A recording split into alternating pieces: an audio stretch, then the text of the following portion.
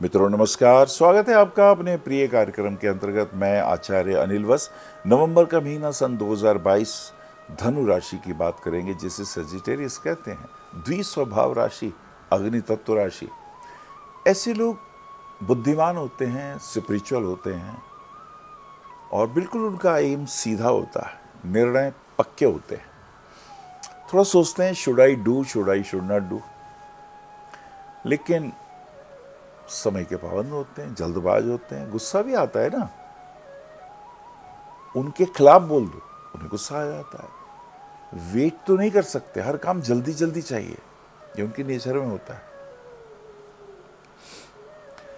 प्रसन्न हो गए तो बहुत बढ़िया बोलते हैं, बहुत मीठा मीठा बोलते हैं, आपको लगेगा क्या गजब बात करते हैं।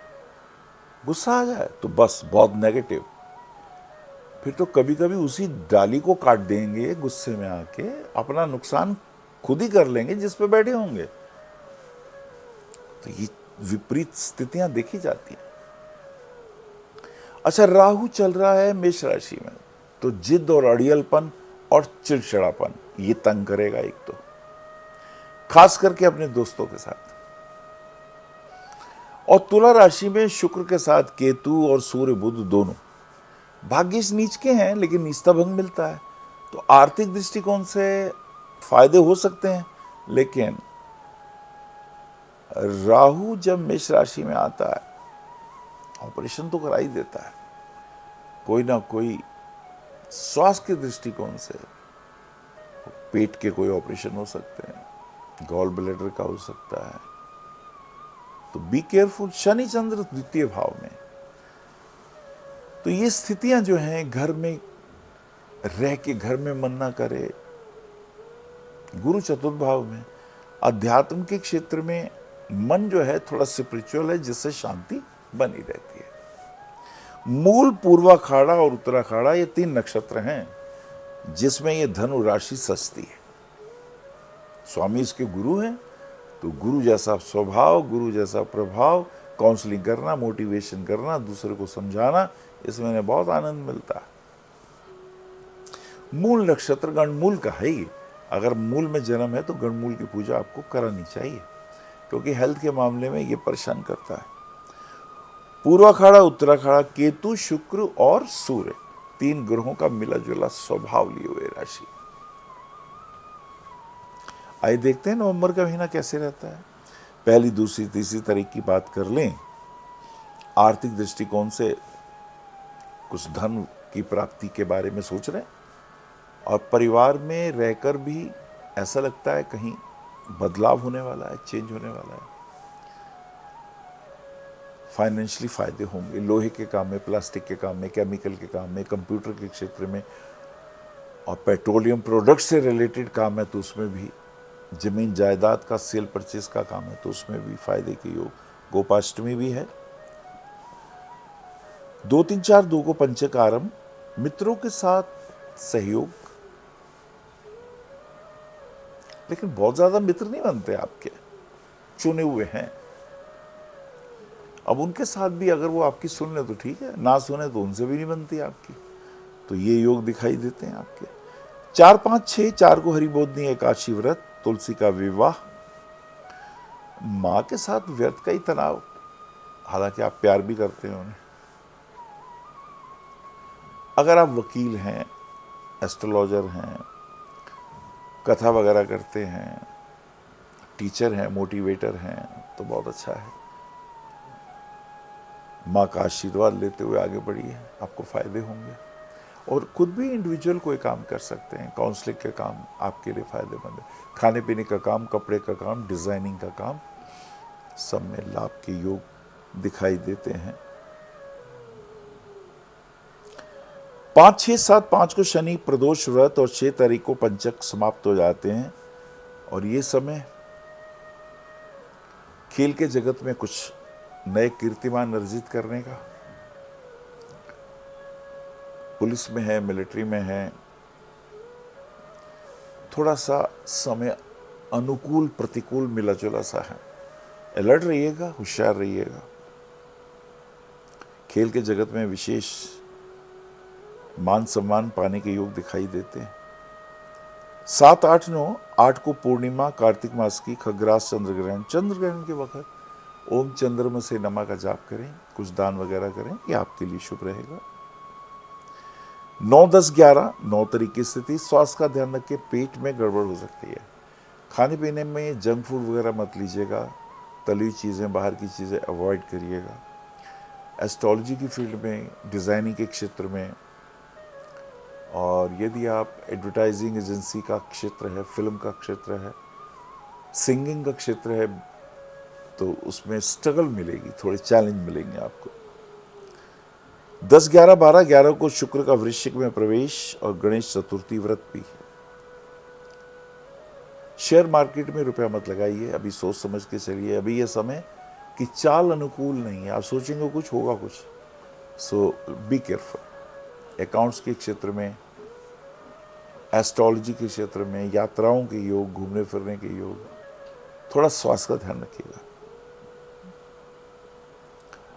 12, 13, 14, 12 को गणेश चतुर्थी व्रत और 13 तारीख की स्थिति, बुध का वृश्चिक में प्रवेश, वक्री मंगल वृषभ में। आर्थिक दृष्टिकोण से फायदा हो सकता है, लेकिन कहीं रुपया उधार दिया हो तो मांगिए, वो ज़रूरी है। और नेगेटिव विचार बिल्कुल मत लाइए। ध्यान, मेडिटेशन के क्षेत्र में लाभ हो सकता है। लोहे के काम में, केमिकल के काम में, कोयले के काम में, डॉक्टरी क्षेत्र में, सर्जरी के क्षेत्र में कुछ नेम फेम प्राप्ति के योग, लेकिन संघर्ष भी साथ साथ ये मिला जुला प्रभाव दिखाई देता है। दैट इज़ इम्पॉर्टेंट, इसका ध्यान रखिएगा।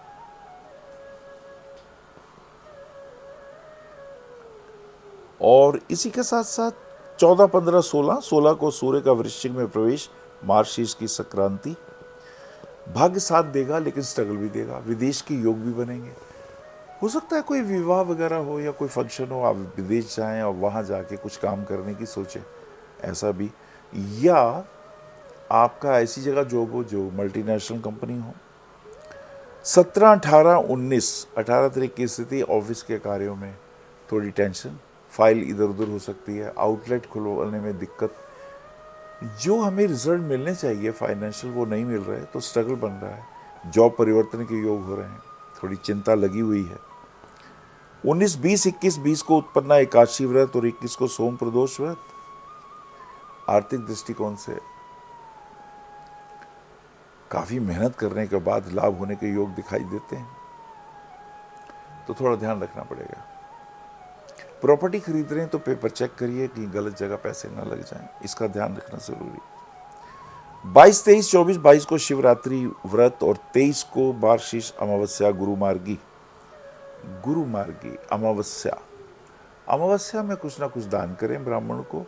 और गुरुमार्गी का अर्थ यह है कि अब मूड फ्रेश होगा, अब समय अनुकूल होगा, अब बिगड़े काम बनने के योग बन जाएंगे, अच्छे कामों में खर्च भी होगा, मेहनत भी बहुत होगी।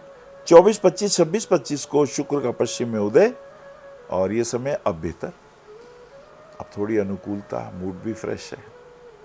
कपड़े के उद्योग में, डिज़ाइनिंग के क्षेत्र में, टीचिंग के क्षेत्र में, काउंसलिंग के काम में, वकालत के क्षेत्र में बहुत अच्छा योग है। नेम फेम बढ़ेगा, प्राप्ति होगी।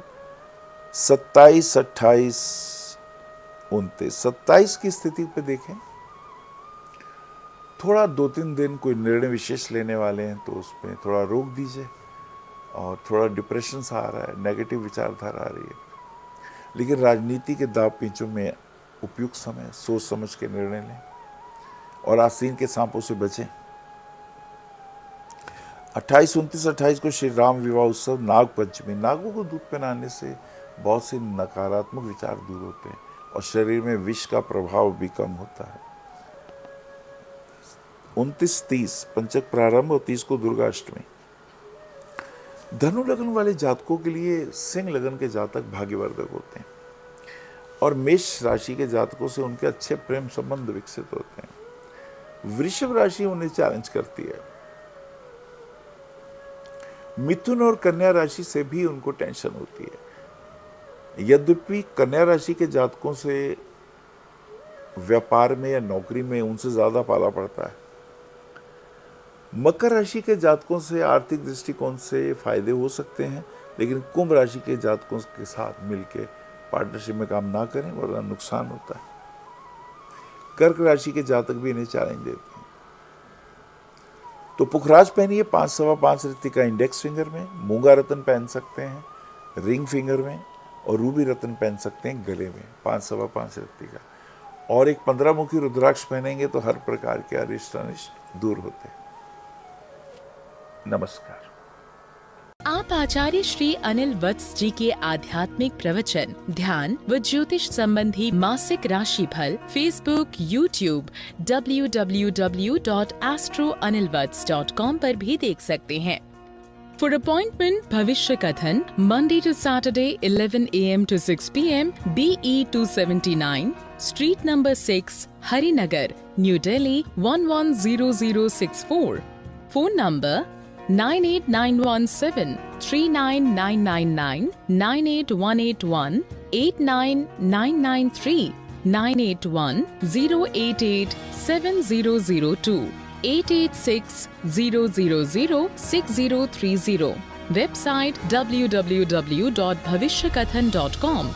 Acharya Anil Vats @gmail.com.